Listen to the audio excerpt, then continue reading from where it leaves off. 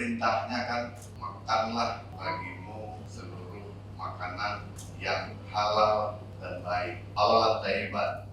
Jadi halal juga baik, bermanfaat karena baiknya, tapi juga harus halal secara syariat Islam.